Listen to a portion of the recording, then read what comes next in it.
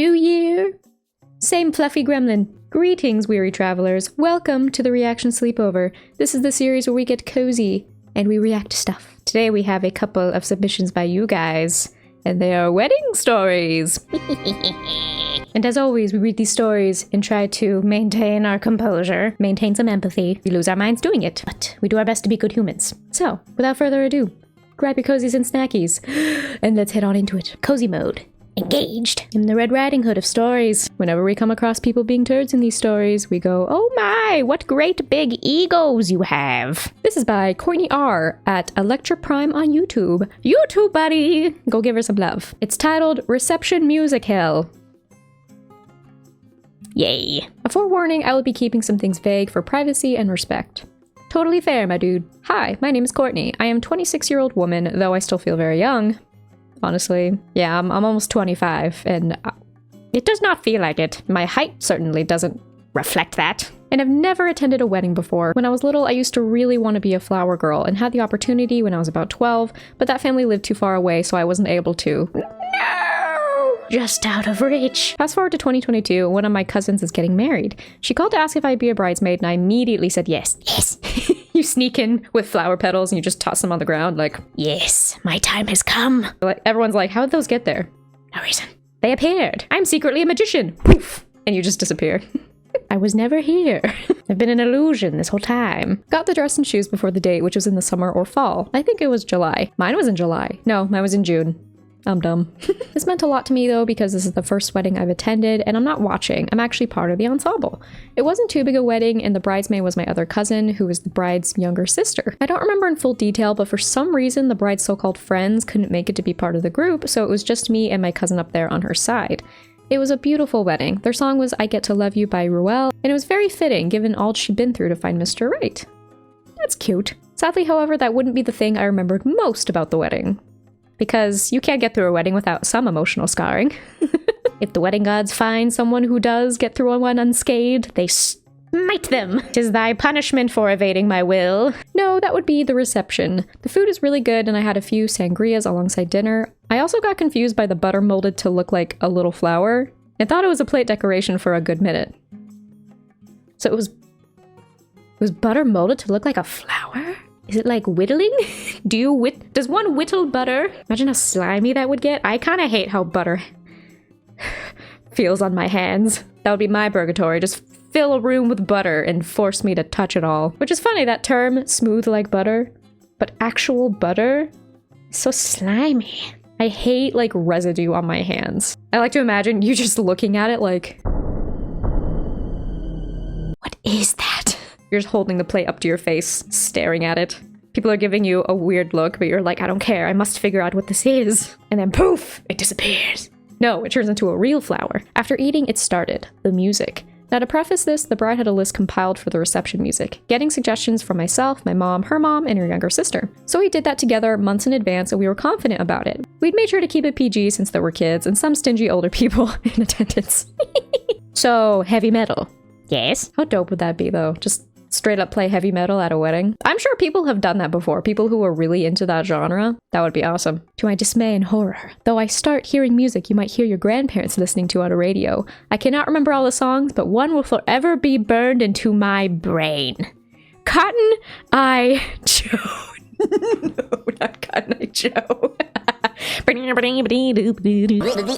The amount of times I heard that song in dances I went to. It is a curse upon the land. That's the sound your sleep paralysis demon makes when it comes. It just sings that on full blast as you're stuck, unable to move. No, make it stop. Now that would be my purgatory. Room full of butter, blasting Cotton Eye Joe. Who in the hell chooses such a song for a wedding reception? You know, someone might.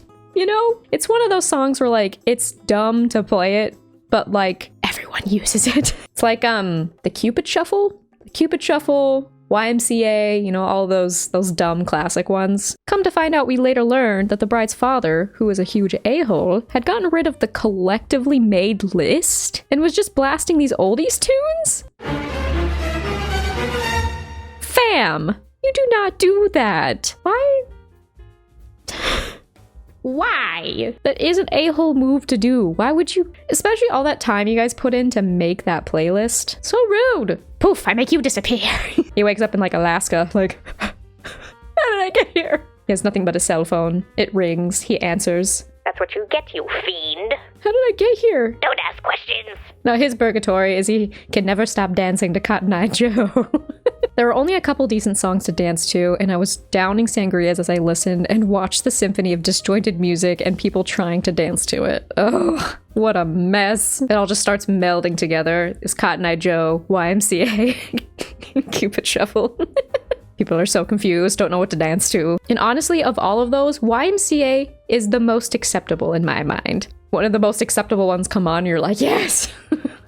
Compared to Cotton Eye Joe. So yeah, my first and only wedding I ever attended will forever be haunted by that Cotton Eye Joe tune. Have fun with your sleep paralysis, demon. Thanks for reading and hope you're well. Thanks. I hope you're well too. I hope you can sleep at night. Why would you delete like the list that they worked hard on to then just play music that like you know would be annoying? Like if you're gonna do that kind of prank, like just add the song in. Don't delete the entire playlist.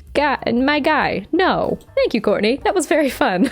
As always, my imagination runs stupidly wild. We got one more that's anonymous, and it's a short story from my sister's wedding. Tell me, friend. Hey, so this happened a few years ago, and I thought you might like hearing this story. Sorry for any spelling or grammar mistakes. No worries, fam. So when my sister got married, I, at the time 16 or 17 female, along with my older cousins were bridesmaids. Because I'm terrible with anything makeup, same. My cousins were going to do my hair and makeup. I can't exactly remember how it happened, but after makeup, one cousin was curling my hair when it accidentally hit the corner of my eye.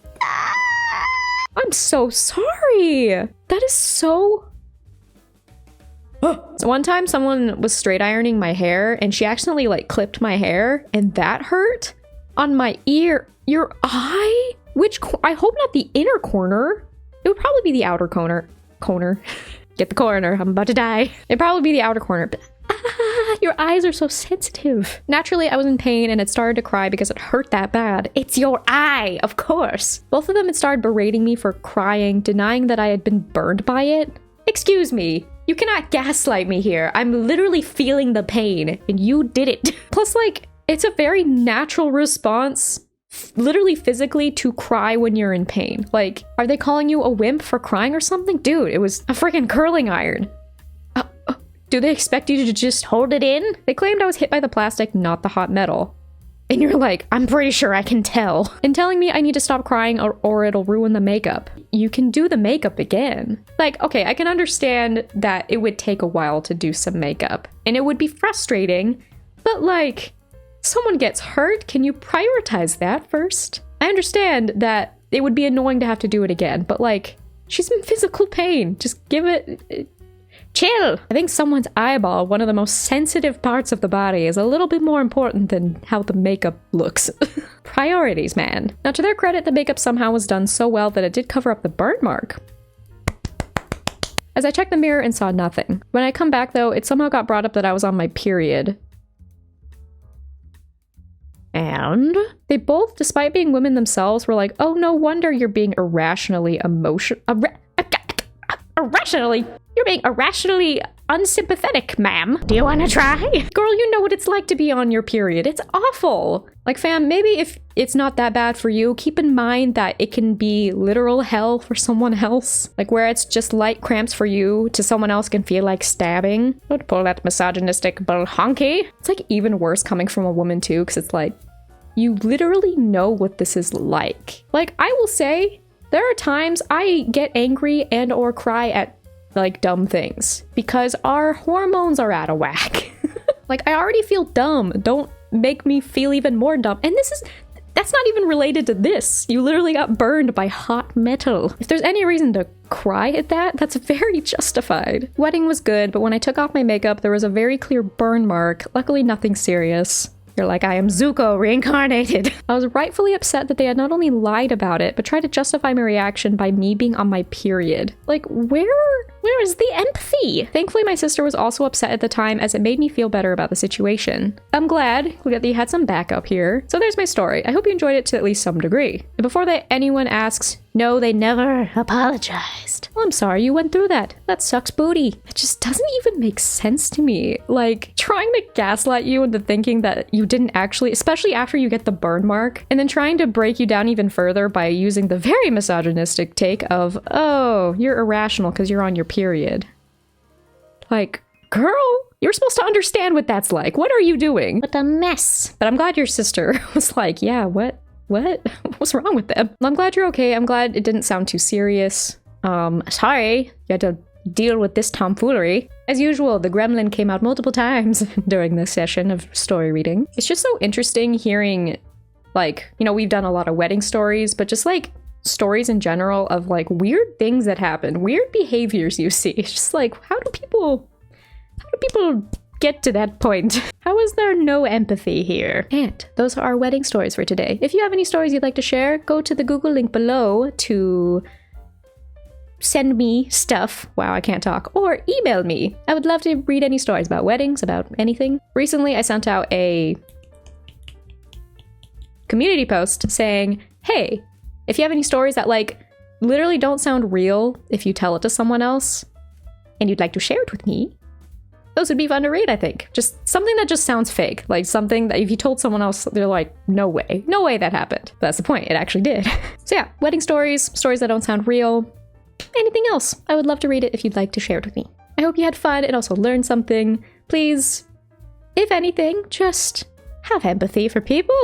Don't gaslight them into thinking that they're not in pain. Literally for multiple reasons. First the eye thing and like period pain, emotional and physical. I hope you're doing well, but if not, I hope this video has brightened your day at least a little bit, because you know, we like to have these convos about being good humans, but we try to add the humor to cope with the information. I love and appreciate you all very much. Happy New Year, and I'm excited to read more stories, but also do other things, as I mentioned in my video before this, that I have so many ideas that I want to do, and I'm very excited about those. I'm very excited about this year. For some reason, I have really good feelings about how this year is going to go. I don't know why, but I'm just rolling with it, you know? And I hope that will be true. I hope the channel grows, and I hope that you guys continue to enjoy and that we bring more people into the sleepover. So as always, take care of yourselves and each other. Do your best to be a good human, and I will see you in the next video. Bye!